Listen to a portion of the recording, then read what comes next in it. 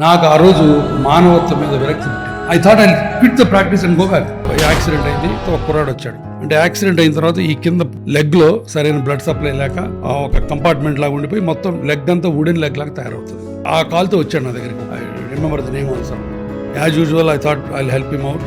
Sir నా దగ్గర డబ్బులే ఉన్నాడు, పర్లేదు బాబు నా చేతనంత హెల్ప్ చేస్తానని చెప్పాను. అని 3 నెలలు సాకాను, పైసా తీసుకోకుండా. అతని కోసం నేను Andhra Pradesh public service commission chairman దగ్గరికి, అమ్మ ఈ కుర్రాడు ఇట్లా అయిపోయింది, ఇతనికి ఉద్యోగం ఏమైనా ఇప్పించగలరా అని అడిగాను. నాకు అంత హృదయం పెట్టి చేసిన పేషెంట్ ఒక ఫైన్ మార్నింగ్ ఒక 3 టెలివిజన్ ఛానల్స్కి వెళ్ళి గురవారెడ్డితో హంతకుడు, గురవారెడ్డి నా కాలు తీసి పారేశాడు, అంతకంటే ఇంక భయంకరమైన డాక్టర్ లేడని అరగంట ఇంటర్వ్యూ 3 ఛానల్స్ వచ్చాడు. ప్రెస్ వచ్చి ఒకడు వెళ్ళి నన్ను పలానోడు చంపాడంటే కనీసం నువ్వు 2వ వర్షన్ అడగాలి కదా.